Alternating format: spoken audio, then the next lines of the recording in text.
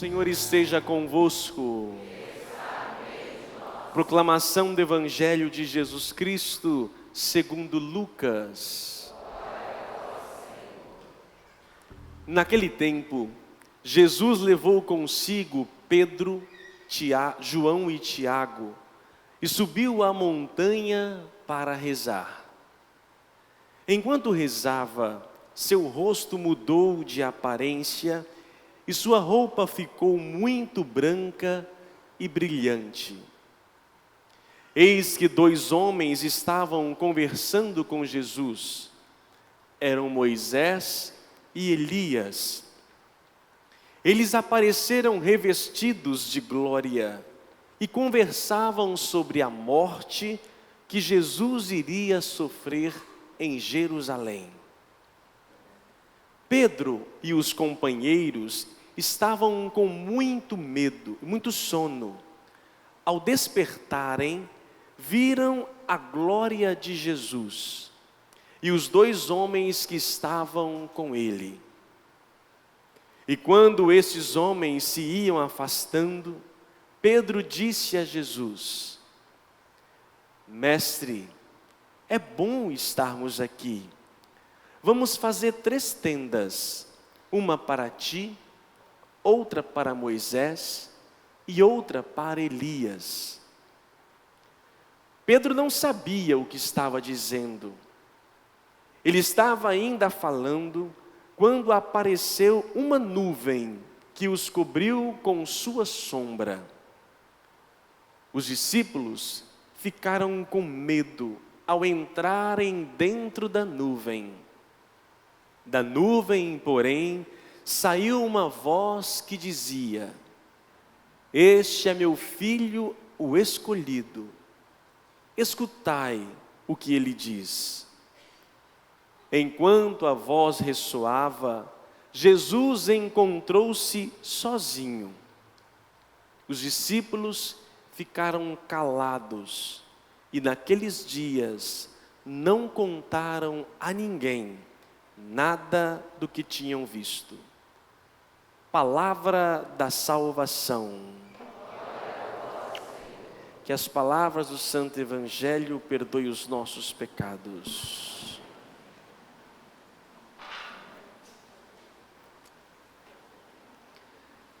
Meus prezados irmãos, estamos continuando a nossa caminhada quaresmal, nos preparando para a Santa Páscoa. Embora toda missa é Páscoa, só que a igreja desde o primórdios, desde o início, tem a tradição de se preparar anualmente para este grande evento, onde nós fazemos memória deste acontecimento de nossa salvação. E através da quaresma, desses 40 dias, somos levados pela igreja na liturgia, nos meditando, para que possamos realmente sermos pessoas melhores. Domingo passado, iniciávamos a nossa caminhada meditando sobre as tentações de Cristo e as nossas tentações. Ao contrário de Cristo, nós caímos muito, fraquejamos, mas Ele conseguiu, como homem, como ser humano, a vencer a todas elas. E nos ensinou um meio, um caminho, através do jejum, da oração e da caridade, que meditávamos semana passada. Está jejuando? Está nada, né? Oh, meu Deus do céu. Está orando? Mais ou menos, né? Pelo visto, né? Amados irmãos, são receitas para colocarmos em prática. Não basta vir à igreja, ouvir, achar bonitinho e voltar para nossas vidas, tudo normal. Não vai mudar nada se não houver um esforço de nossa parte. Hoje, a liturgia, o Evangelho, conhecido como a transfiguração do Senhor. Para mim ele é muito simbólico, para a igreja ele é muito simbólico, e para mim ele mostra, eu gosto muito de interpretá-lo como um caminho de oração, um caminho de conversão. O que a oração faz conosco? Eu consigo interpretar através desta passagem bíblica. Este evento pode ser que tenha acontecido tal qual foi relatado. Quem vai à Terra Santa tem o costume, vai ao Monte Tabor, o lugar onde deve ter acontecido tal situação. Entretanto, desde o início do cristianismo, os teólogos, desde o princípio, eles têm a prática de interpretar de forma espiritual esta passagem bíblica. Ou seja, mais do que um evento, um acontecimento, ele reflete a nossa peregrinação, a nossa história, o nosso encontro com o Senhor. E para bem aprofundar neste texto, temos que nos ater aos detalhes. Todos eles praticamente tirados do Antigo Testamento. Vou tentar passar para vocês. Jesus chamou três dos seus apóstolos. Por que não os 12? Talvez os 3 sejam mais maduros, mais preparados. Para a montanha. A montanha no Antigo Testamento e na Bíblia é o lugar de Deus, onde Deus fala, onde Deus se comunica. Lembremos de Moisés no alto do monte, Monte Sinai. Lembremos de o próprio que Moisés contemplou a terra prometida no monte, Monte Horebe. Ali é o lugar onde Moisés recebeu as leis, as tábuas. Lembremos de Elias, que sofrendo, correndo, porque estava sendo ameaçado de morte, subiu ao monte e também lá encontrou a paz, encontrou Deus na brisa suave. E outras tantas passagens bíblicas. Lembremos do próprio Jesus, o grande sermão no Monte das Oliveiras, a sua paixão e morte no Monte Calvário. E assim, meus irmãos, o monte é o lugar onde Deus fala, onde Deus se manifesta. Assim Jesus então os chama ao monte. Enquanto rezava, seu rosto mudou de aparência. Moisés, lá no Antigo Testamento, quando subiu no monte, toda vez que ia encontrar com o Senhor, ele voltava e a Bíblia diz, a sua aparência era renovada. Portanto, você quando começar a rezar, a sua aparência vai mudar. A sua cara feia vai continuar sendo feia, isso não vai mudar. Isso é só cirurgião plástico que possa resolver. Mas o seu aspecto interior será outro. Outro detalhe que nós temos aqui do Antigo Testamento, a figura de Moisés e Elias.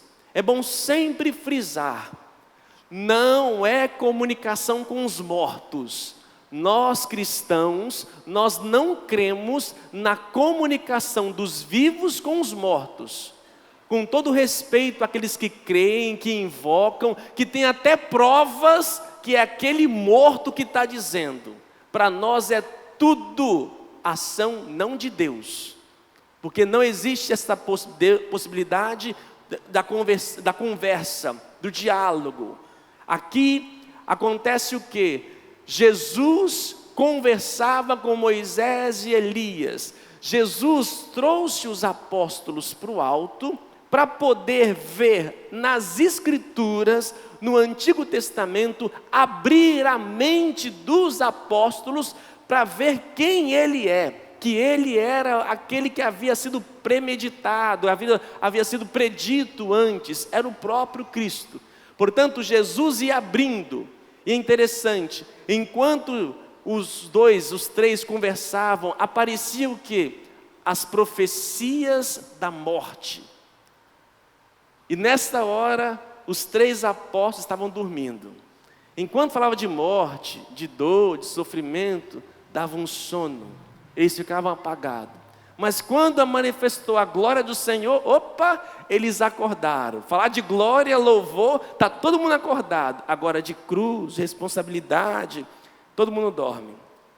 Começa a rezar o terço, começa a abrir a boca. Agora começa a cantar atrás do trio elétrico, todo mundo levanta e corre e vai atrás. Mas vamos voltar ao Antigo Testamento. Continua aqui para nós. Pedro toma a palavra e uma nuvem os cobre. Eles têm até medo e entram na nuvem. A nuvem, já no Antigo Testamento, quando Moisés queria conversar com Deus, entrava na tenda, a nuvem descia e Deus se manifestava. A nuvem, o povo no deserto, enquanto andava de dia, a nuvem os cobria e os protegia. Maria, quando recebeu a missão do anjo para ser a mãe do Salvador, o que o anjo disse?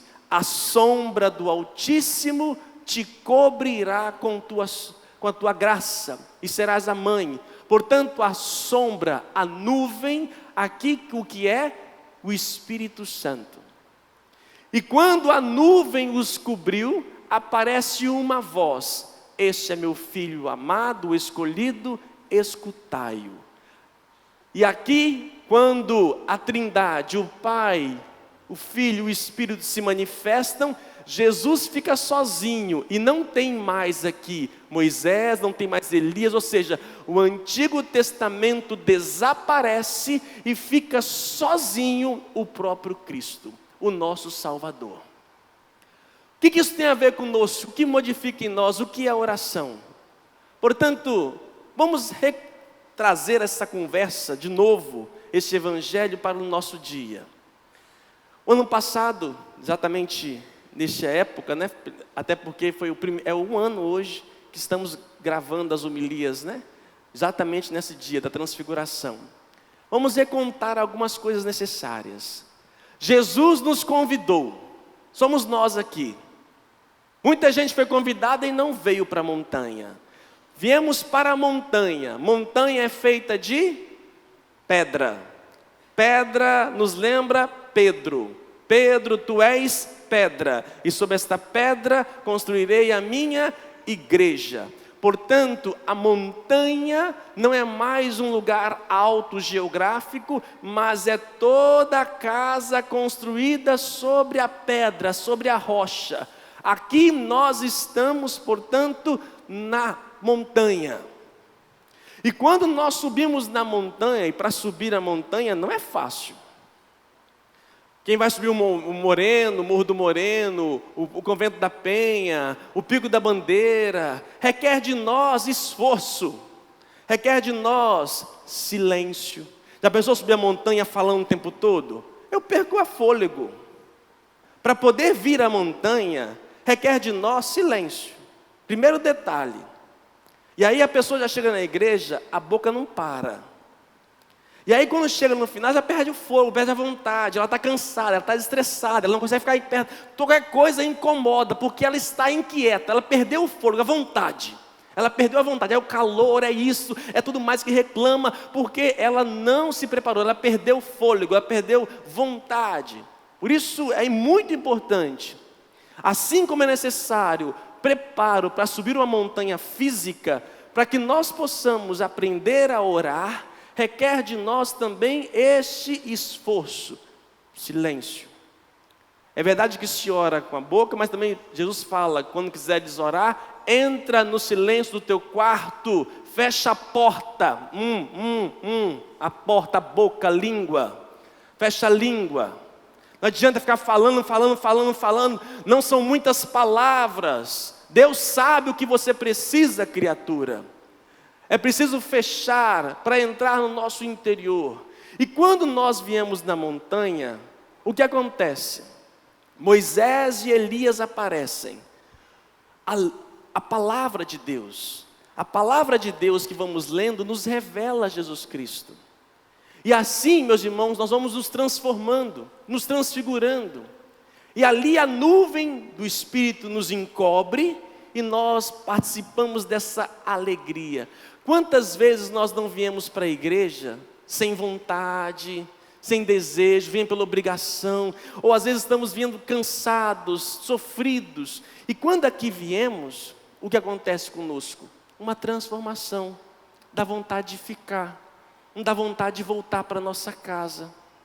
E vou dizer mais, este evangelho é o próprio rito da missa.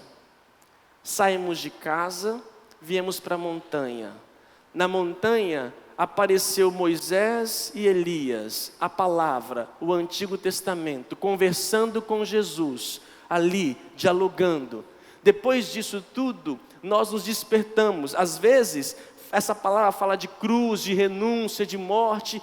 Às vezes dá sono, não dá vontade, mas de repente o Espírito, a sombra, a nuvem encobre e desce, e nessa nuvem nós entramos, e aqui ouvimos uma voz que diz: este é meu filho amado, escutai-o todos vós. E nós recebemos a palavra, some e fica Jesus sozinho, junto conosco, e recebemos e voltamos para nossas casas. Esta é a oração, mas requer de nós que possamos interagir. Muita gente vai: padre, ora por mim, ora por mim, ora por mim. Tudo bem, a gente ora, mas meus irmãos, temos que nos esforçar, chega de depender dos outros. Temos que nos esforçar, subir essa montanha. A montanha é também eu aprender a olhar com os olhos de Deus. Já dizia isso ano passado para vocês e repito: quando estou na base, quando estou aqui na base, no pé do convento da Penha, eu não consigo contemplar muita coisa. Às vezes nós temos dificuldades, temos decisões a tomar e nós não conseguimos ver muito mais, muito à frente. Mas quando eu subo e consigo e olho lá de cima, eu tenho uma outra visão. Isto é a oração. A pessoa que não ora, ela vive ali na base e às vezes, muitas das vezes, toma decisões erradas, porque sua visão é limitada. Quando eu subo, quando eu contemplo, venho para a montanha e deixo ser conduzido, Deus abre a minha cabeça, e aquele problema que era grande, eu percebo que Deus é muito maior, e Ele me mostra, transfigura, me transforma, me orienta, e me faz enxergar como Deus o vê, nossas vidas, nossos problemas. Eu, como você também, muitas vezes temos que tomar decisões impactantes na vida de muitas pessoas. Como fazer? Como decidir? Muitas das vezes eu paro: Senhor, me ajuda a ver, me ajuda, dai-me uma luz, dai-me um discernimento, mostra o caminho. E ali vou, não é uma vez só não, 2, 3, 4, até que eu consiga contemplar. E muitas das vezes, Deus muda todo o meu procedimento. Era para ser de um lado, e Ele diz que é para outro caminho. Isto é o caminho de que faz a oração, aquele que busca. Orar, portanto, não é perda de tempo, pelo contrário, é ganho. Porque eu vou ter possibilidades menores de errar na vida, e vou estar sendo conduzido pelo próprio Deus. Isso se chama transformação, que vimos aqui na leitura primeira. Abrão, ele conheceu a Deus, e ali ele pede informações, quer orientação. Como é que eu vou saber se é certo ou errado? Como é que eu vou saber se foi aceito ou não? E Abraão creu, se lança, deixou-se seguir por Deus. É isso que nós precisamos, amados irmãos. Acreditar. Nós estamos aqui nesta pedra, nesta montanha. Agora, só 3 conseguem. Os outros 9 ficaram lá embaixo. E é importante, interessante, que esses 3 receberam grandes cargos. Pedro recebeu as chaves do reino dos céus. João recebeu a sua mãe. Tiago, primeiro bispo de Jerusalém, que entregou a sua vida naquela cidade. Homens que conseguiram contemplar e perceber o que os demais levaram tempo para descobrir. Nesta quaresma, suba na montanha, e você vai descobrir e perceber quem é Jesus.